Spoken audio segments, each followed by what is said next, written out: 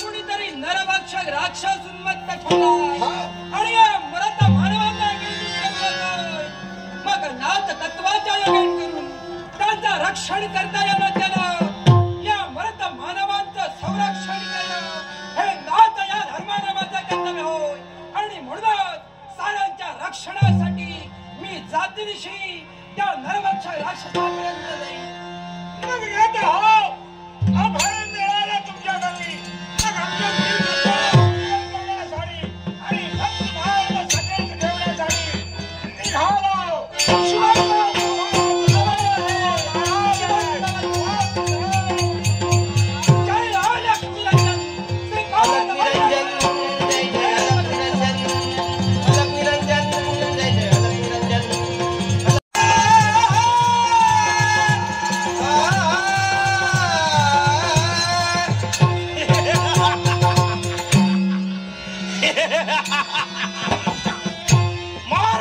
मार्गक्रमण मी करतोय. कहाणी कशासाठी असेल तर भुकेला जंत्राग्नी तप्त झालाय आणि त्याच्या भुकेचं संतवन करण्यासाठी या घनदाट अरण्याच्या ठिकाणी मार्गक्रमण करतोय. प्रत्येक जण मिळेल त्या मार्गाने वाराच्या वेगाने धाव घेत आहे. कहाणी कशासाठी असेल तर हा नरभक्षीय राक्षस होय. या नरभक्षीय राक्षस प्रत्येकाच्या मनात प्रयोगाचं वातावरण एवढंच कशाला तर हा नरभक्षीय राक्षस कित्येक दिवस झाले या अरण्याच्या ठिकाणी शिकारीच्या शोधार्थ फिरतोय. जर का मनुष्य प्राणी माझ्या नेत्रासमोर दिसला असता तर त्याचा मनुष्य प्राण्याच्या नरणीचा गोठ घेऊन त्याच्या तुकडे तुकडे करून माझ्या भुकेचा साधवणी केला असता.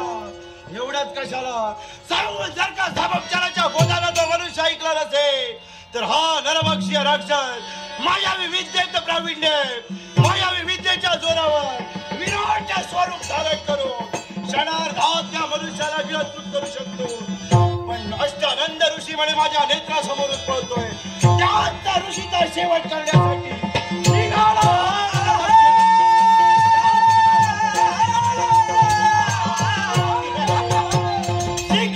स्वतःहून चाललेली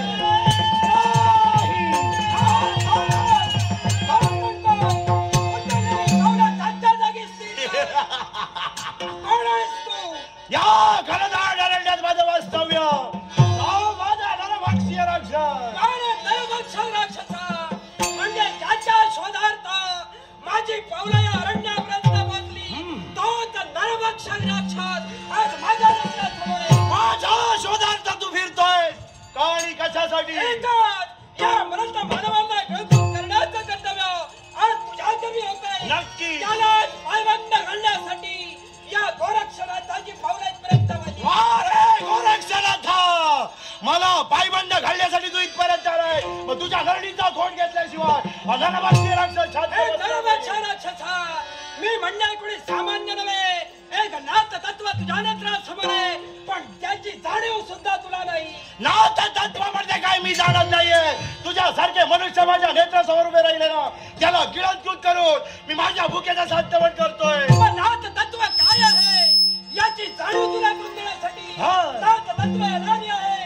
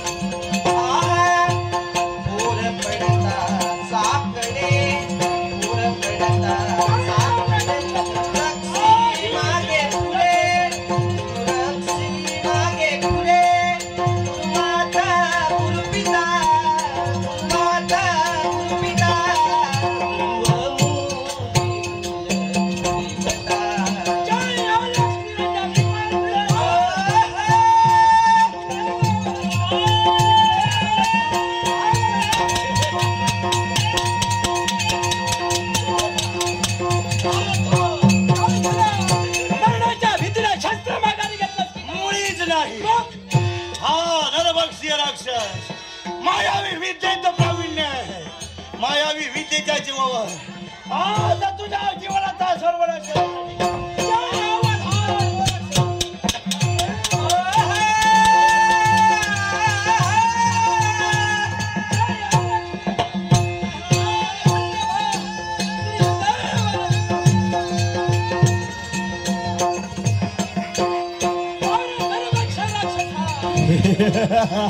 मायावी रूप धारण केलास, पण नाही मायावी रूप जरी तू धारण केलास तरी सुद्धा विभूतीच्या चमत्काराने तुला जागच्या जागी चिकटवून ठेवण्यासाठी स्पर्शास्त्राची प्रेरणा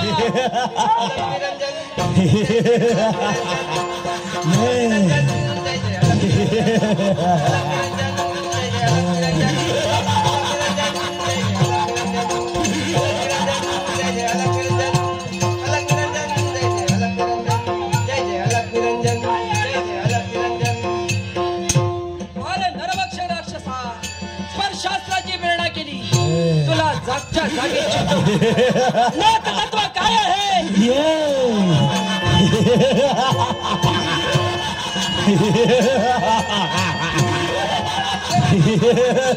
माझ्या स्पर्शास्त्राचा भेद केलास, अर्थात पुनश्च स्पर्शास्त्राने तुला बंदिस्त करण्यासाठी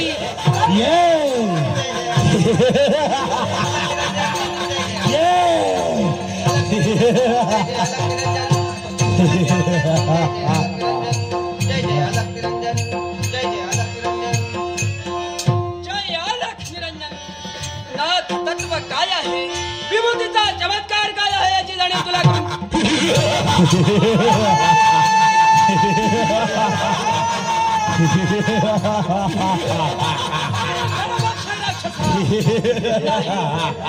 दत्तात्रेय विभूतीच्या चमत्काराने देखील पुनश्च माझ्या स्पर्शास्त्राचा भेद करतोय, अर्थात दिव्य शस्त्राच्या योगेकडून दत्तात्रेय आपल्या धर्मस्मरणाने या नरभक्षक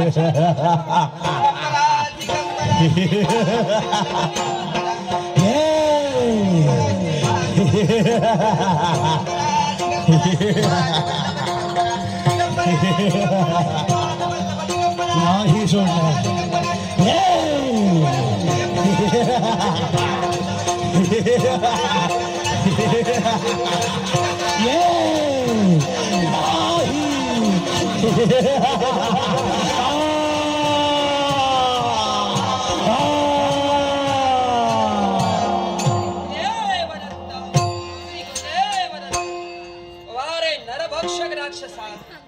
अहंकाराने मंडित झालास आणि शेवटी मरणाला मुकलास. पण मरत मानवा, या राक्षसी शक्तींप्रमाणे तुम्ही कधी अहंकाराने मंडित होऊ नका. काम, क्रोध, लोभ, माया, मद, मत्सर या षड्रिपूंच्या काट्यात तुम्ही कधीही गुंतू नका. या संसारूपी मोहजाळात हा मरत माधव कधीही गुंतू नये. यासाठी या नाथांची पायपीट चालली. एवढंच कशाला, अणिमा, महिमा, गरिमा, प्राप्ती, प्राकाम्य, ईशित्व आणि वशित्व या अष्टसिद्धींच्या योगे करून प्रत्येक मरत मानवाच्या जीवनात सामाजिक बांधिलकी, न्याय, धर्म, सत्य, सत्याची सांगड बांधता बांधता प्रत्येक मरत मानवाला हा संसारूपी भवसागर तरुण जाण्यासाठी सुलभ आणि सोपा मार्ग आम्ही दाखवितोय.